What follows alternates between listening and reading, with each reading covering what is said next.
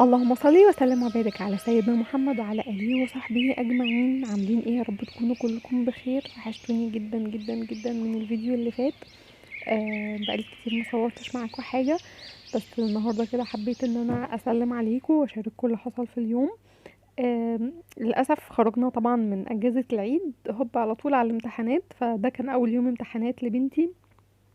فقمت كده طبعا اول حاجه زي ما انتوا شايفين هحضر لها اللانش بوكس بتاعها، لان هو اولى ابتدائي امتحاناتهم يوم دراسي عادي، فهتفضل قاعده طول اليوم عادي خالص، مش يعني مش زي الكبار ليهم مواعيد ولجان وكده. تمام. النهارده كده الفيديو خفيف، هنحضر بس مع بعض اللانش بوكس، و هنعمل وجبة غدا كده سريعة وبرضو اقتصادية. هنشوف هنعمل ايه وهنعملها ازاي.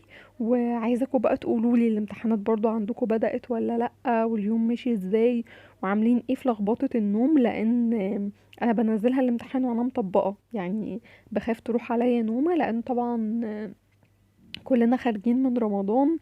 آه، نومنا مش متظبط. العيد برضو قضينا العيد نوم، كنا بننام، يعني اليوم كان بيتلخبط، كنا بننام براحتنا، فبالتالي بنصحى براحتنا بالليل، ما بيجيلناش نوم فبنسهر. تاني يوم نفس النظام، هننام براحتنا ونصحى براحتنا، فتحسوا ان كل الدنيا كده ايه، ملخبطه، محدش عارف ينتظم في نومه، محدش عارف ينتظم في مواعيده لسه. فعلشان كده يعني حاولت على قد ما اقدر ان اليوم يبقى خفيف. برضو حوار الاكل، يعني خارجين من رمضان، تحسوا ان احنا برضو زهقانين من كل الاكل. في نفس الوقت يعني عايزين نلم الدنيا، لانه طبعا العيد ورمضان ومصاريفهم وكده، فعايزين نظبط الدنيا شوية. وهنحاول نعمل مع ده مع بعض بإذن الله في الفيديوهات الجاية. يعني الفيديوهات الجاية هيبقى فيها أفكار حلوة جدا للأطفال، لأن طبعا الأطفال بتمتحن، فمحتاجة طبعا غذاء عشان تركز وكده. فهنحاول يبقى فيها أفكار يعني وجبات كويسة جدا ومشبعة، وفي نفس الوقت تبقى سعرها اقتصادي شوية، بحيث ان احنا نظبط الدنيا مع بعض. خارجين من رمضان والعيد وكده، فداخلين على مراجعات وملازم وحصص إضافية وحاجات كده. انا هنا كده خلاص كنت خلصت لها اللانش بوكس بتاعها ونزلتها المدرسة ورجعت. قلت اقعد انا كده بقى في روقان، اخواتها كانوا لسه نايمين، اقعد في روقان افطر كده.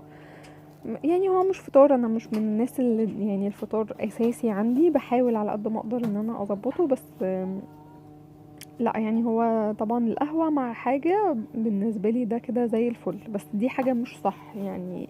بحاول على قد ما اقدر ان انا يبقى الفطار حاجة اساسية عندي، وبحاول على قد ما اقدر ان انا يعني معودش الولاد ان هم يبقوا زيي. هم للاسف زي يعني انا بصحى من النوم على القهوة على طول. نادرا ما بعرف اكل حاجة اول ما بصحى من النوم، وهم كده يعني بيصحوا ما بيعرفوش ياكلوا حاجة خالص. يعني احنا قبل ما ننزلهم المدرسة كده بديلهم ساندوتش صغير، ده بيبقى بالخناق، بس لازم ابقى مطمنة عليهم ان هم اكلوا حاجة، بحيث ان هم لو راحوا المدرسة مثلا اتلبخوا في اللعب مع اصحابهم، اتلبخوا في اي حاجة، حتى لو مثلا بيجروا اللانش بوكس وقع او اتقلب منهم، ابقى ضامنة ان هم اكلوا حاجة حتى لو بسيطة. فما بسيبهمش، وبحاول ان هم معودهمش يبقوا زي في نقطة الفطار دي. زي ما انتوا شايفين كده طلعت شوية حاجات بقى اللي باقية من يعني حاجة العيد، البسكوت والبيتي فور والحاجات دي. وعملت كمان معاها كوباية قهوة، وهقعد كده شوية استجمام. البيت بره يعني يعني إلى حد ما مترتب، بتبقى حاجات بسيطة بس كده اللي بنعملها. وبعد كده دخلت كده أشوف هنعمل أكل ايه. الاكل النهارده سريع زي ما قلت لكم، وفي نفس الوقت اقتصادي، وبحترم كده الاكلات اللي بتبقى كلها في حاجه واحده، يعني ما ملهاش يعني ما بتوسخيش مواعين كتير. آم، جبت كده معايا البايركس ده وبدات اقطع فيه على طول كده بصلايه، وهقطع كمان واحده فلفل، فلفل رومي او فلفل اخضر. يعني لو انتي عندك حابه تقطعي فلفل الوان، لو عندك فلفل حامي وحابه تقطعيه برضه هيبقى حلو. بصوا انا شلت الزينه بتاعه رمضان كلها الا فرع النور اللي في المطبخ ده، نسيته. ومش يعني حاسه ان جو رمضان لسه ما راحش، لان طبعا معظمنا دلوقتي بيبقى صايم كمان الست ايام بتوع يعني 6 ايام اللي بعد رمضان.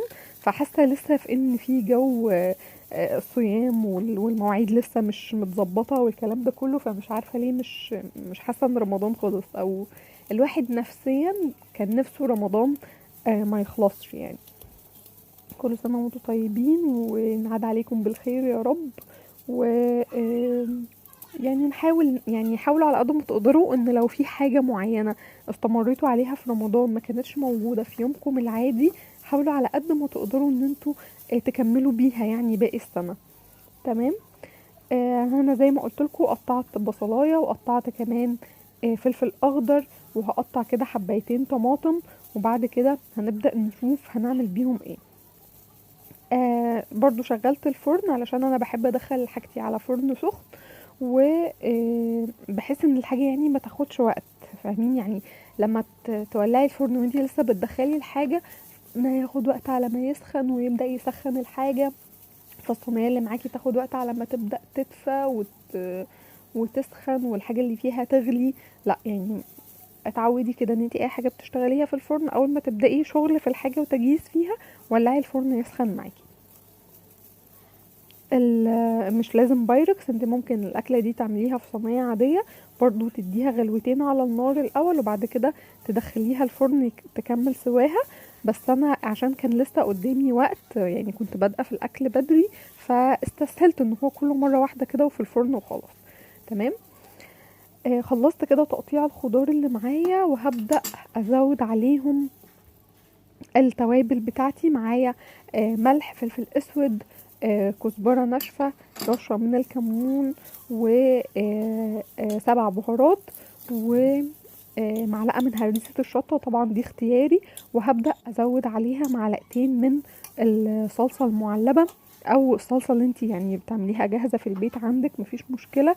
لو ما عندكيش صلصة ومش حابة تستعمليها ممكن تضيفي عصير طماطم شويه صغيرين كده، او ممكن كمان تستكفي بالطماطم اللي احنا مقطعينها. تمام. بس يعني شويه الصلصه دول بيدوها لون حلو قوي. تمام.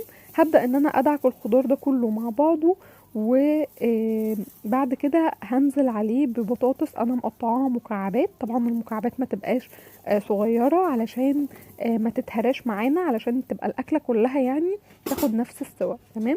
قطعي المكعبات كده حجمها كويس علشان تعرفي تظبطي السوا، ما تبقاش حاجه معاكي مثلا اتهرت وحاجه لسه سواها مش مظبوط.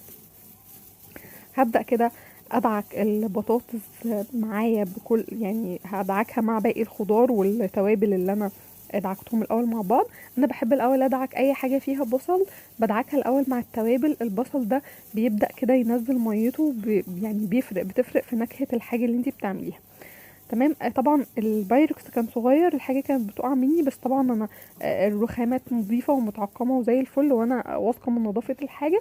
بس هجيب الوقت برضو الطبق اقلب فيه اضمن بحيث ان انا يعني ما بهدلش الدنيا حواليا. تمام. نقلت كده الحاجه اهو في الطبق وهبدا ان انا اقلبها كويس قوي وبعدين انقلها تاني في البايركس وابدا اكمل شغل عادي. الصينيه دي انا النهارده عاملاها بالسجق، انتي تقدري تعمليها بفراخ، تقدري تعمليها بس طبعا الفراخ هتتبليها الاول برضو بصلايه كده مبشوره مع شويه فلفل اخضر والتوابل اللي انتي عايزاها، وتبداي برضو تحطيها فوق الوش. تقدري تعمليها مع كفته برضو بتبقى حلوه قوي قوي بالكفته.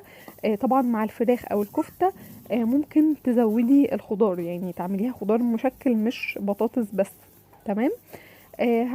ابدا كده بقى السجق. طبعا انا يعني ما تبلتوش لان السجق طبعا بيبقى متبل تتبيلته تمام بتبقى كويسه. برضو انتي عارفه الجزار اللي انتي بتتعاملي معاه توابله بتبقى ازاي. يعني لو انتي التوابل بالنسبه لك بتبقى قليله وحابه تزوديها شويه، انتي ممكن تتبلي السجق نفسه بشويه من البصل والطماطم اللي احنا كنا مقطعينهم ودعكنهم مع التوابل. تمام. رصيت كده السجق فوق الوش، وكان في نص طماطمايه كده كنت سايباها على جنب يعني هحطها كده من فوق يعني ازين بيها كده. وبعد كده رشة من الزيت فوق الوش كده، وهبدأ ازود الصينية معايا بمية سخنة طبعا علشان اسرع السوا. يعني لو حطيتي مية من الحنفية عادي زي ما قلتلكوا كل ده هياخد وقت على ما يبدأ يغلي معاكي في الفرن. دخلتها الفرن اول 10 دقايق كده على نار عالية، وبعد كده هديت النار شوية، خليتها وسط بحيث ان البطاطس وكل حاجة تاخد وقتها كويس في السوا، ما تنشفش الصينية معايا بسرعة، ويبقى الحاجة اللي فيها لسه يعني محتاجة سوا كمان. تمام. وزي ما قلتلكوا تقدري تعمليها في صينية عادية مش بايركس، وتحطيها الاول غلوتين كده على النار، وتبدأي بعد كده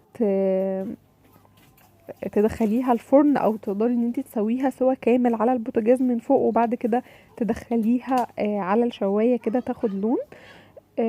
هنا حطيت كده الزيت، ولقيت ان ورق الفويل اللي عندي مش هيبقى كفاية ان انا اغطيها، فاتصرفت كده وغطيتها بصينية تانية يعني، ودخلتها الفرن. وعملت بعد كده بقى شوية رز، وكان عندي كمان شوربة في الفريزر. انا اي شوربة بتتبقى عندي بدخلها الفريزر بتنفع. يعني في يوم مثلا انا عايزة اعمل ملوخية، في يوم مثلا هعمل محشي بس مش هعمل معاه لحمة او فراخ، ممكن تبقي اوقات بنبقى زهقانين من الاكل فبنعمل مثلا المحشي قرديحي كده ما معهوش لحوم، او بنعمل المحشي وجنبه مثلا شوية بانيه او بفتيك، فما بيبقاش فيه شوربة تسقي بيه.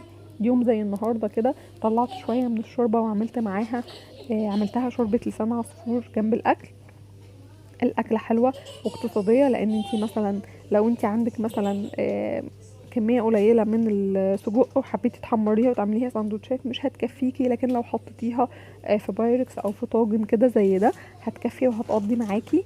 والطريقة اللي احنا عملناها دي علشان ما فيهاش صلصة كتير فبرضو خفيفة، لان احنا برضو زي ما قلتلكوا خارجين من رمضان زهقانين من كل الاكل، عايزين حاجات خفيفة كده وسريعة. ما تنسوش اللايك واستنوني